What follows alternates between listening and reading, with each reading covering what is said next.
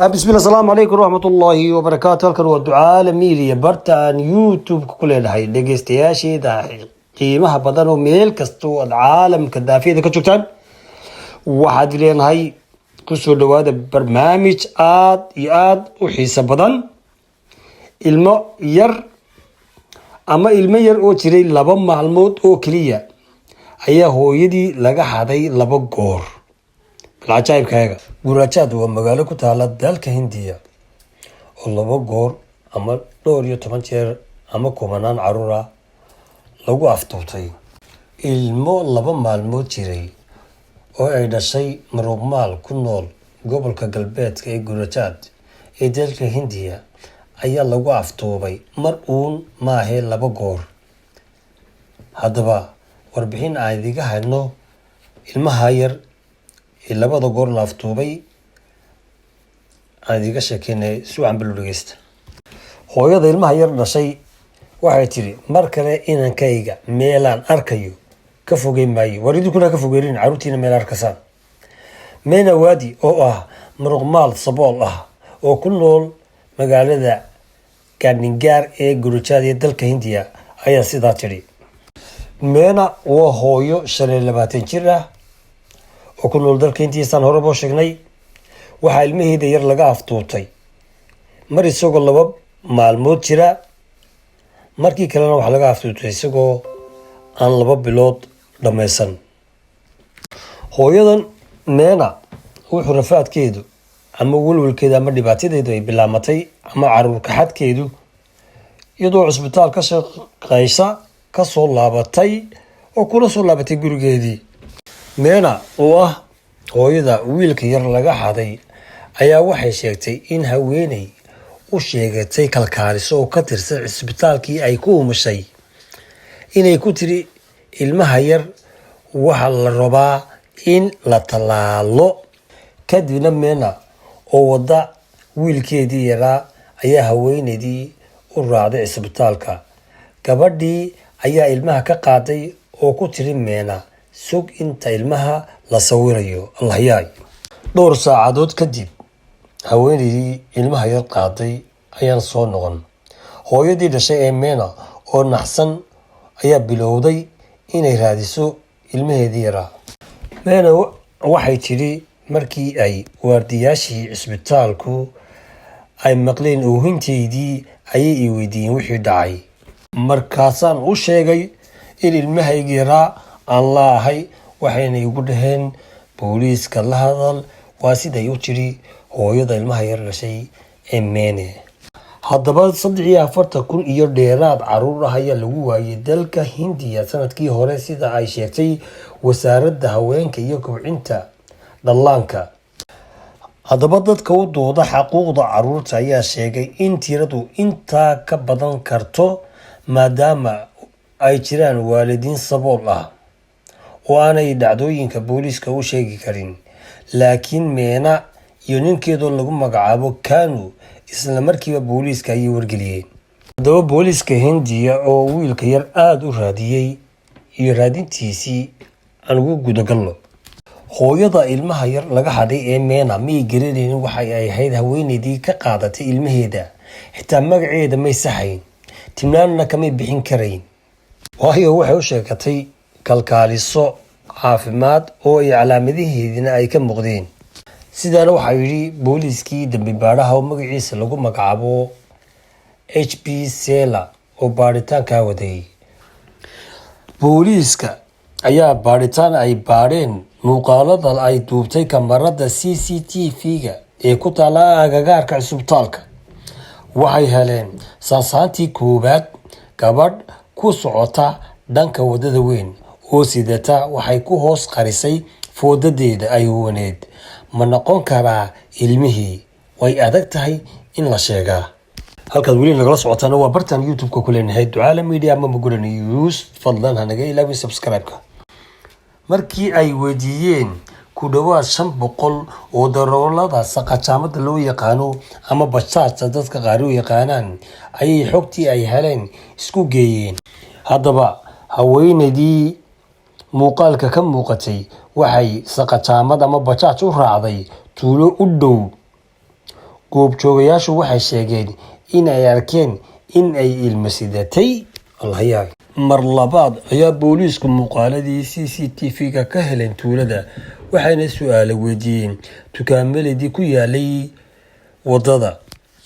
markay waxyaabo badan ogaadeen oo ay ku hagaajisay tuulo kale ayuu haweeneyda la sheegay inay markii u dambeysay lagu arkay.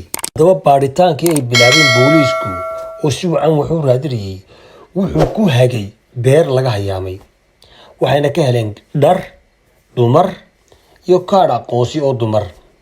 haddaba kaadhkii aqoonsiga iyagoo yaaban ay booliisku ay tageen gurigii laga lahaa kaadhkan aqoonsiga ee qofka dumar ay u leeyahay. haddaba booliisku markii ay gurigii tageen waxay heleen haweeney ilmo haysata, laakiin ilmuhu ma ahayn ilmihii ay dhashay Meena ee booliisku raadirayeen. gabadhii waxay booliiska u sheegtay in ninkeedii uu haweeney kale ka raacay oo ay sida ay sheegtay iyaduna ay alaab ka hadday oo uu ka mid yahay kaarkeedii aqoonsiga ee ay heleen booliisku.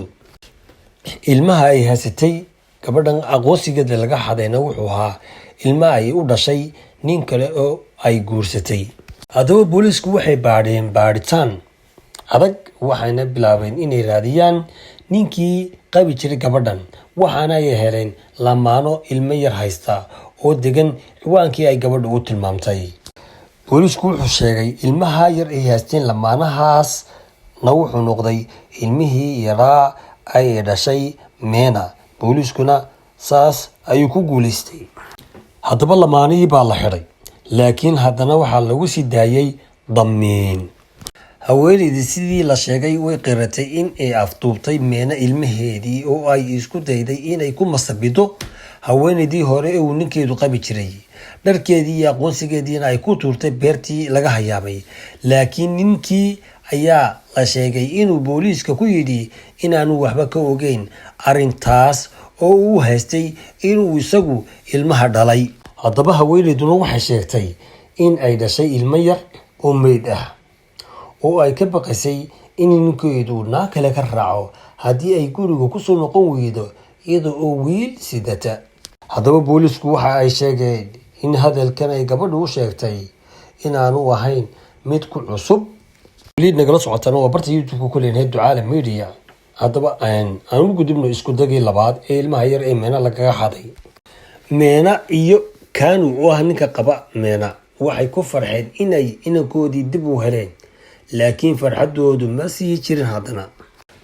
haddaba Meena waxaa laga xaday ilmaha markii ugu horeysay April. haddaba 9kii June oo ay ka dambeysay 2 bilood waxaa dhacay haddana inay Meena u qaraabo tagtay ama ay kasoo gururaysay alaabo la daadiyey oo ilmaheedii yaraana ay kaga tagtay geed hoostii ama xoolba, oo ay ku soo noqotay ilmihii yaraa oo aan xoolka ku jirinba. markii iyadii ninkeedii ay u yaaceen booliiska ayaa Seela oo ah taliyay booliiska markii hore ilmaha yar soo helay ayaa la yaabay in ilmihii mar labaad laga xado oo ayna ku soo noqdaan.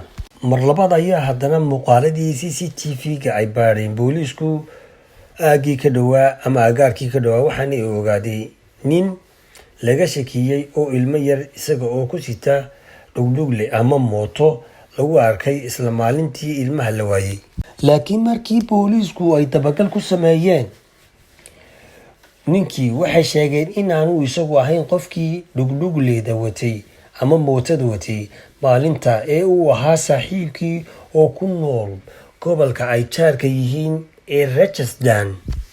haddaba Seela oo ah taliyay booliiska iyo kooxdiisii ayaa booliiskii Rajasthan ee gobolkaas la xiriiray, waxaana iyagoo wada socda ay u daateen guri uu leeyahay nin wastaad ah oo ilmo yar lagu hayay. isaga iyo afadiisii oo la soo xiray ayaa booliiska u sheegay in ay Meena inankeedii soo afduubteen, sababtuna ay tahay in ay u baahan yihiin ilmo yar. ilaahay waxaan uga baryaynaa dadka bilaa caruurta ee isqaba inuu ilaahay ubad siiyo, isaga ducooyinka ajiibe. dadka Soomaaliyeed waxay u sheegaynaa in ay caruurtooda ay ilaahay siiyey ay ilaashadaan oo ay qof kasta oo ay garanayaan ay ilmahooda ku aaminin. ninkan ilmaha yar xaday wuxuu meel dhismaha kala shaqayn jiray Meena ninkeeda. markii uu arkay ilmaha yarna wuxuu qorshaystay siduu u afduuban lahaa ilmahan yar. waa sida uu yidhi booliiskiiye, adiguna caruurtaada ilaahay ku siiyey cidnaba ha ku aaminin, waanaad ilaashataa. 4 maalmood kadib haddaba waxaa meena loo keenay ilmaheedii yaraa. booliiska ayaa iminka si joogta u soo booqday qoyska si ay ilmaha yar uga soo war doonaan. meenana waxay sheegtay in ay booliisku u keenaan hadiyado oo ay la ciyaaraan. meena waxay sheegtay in booliisku ayagu ka jecel yihiin ilmaha yarba. booliiskaasina wuxuu ahaa booliis aad u wanaagsan. hooyadaasna hooyo laga nixiyey 2 goor ay ahayd, haddana ilaahay ku guuleeyey inay heshay ilmaheedii yaraa.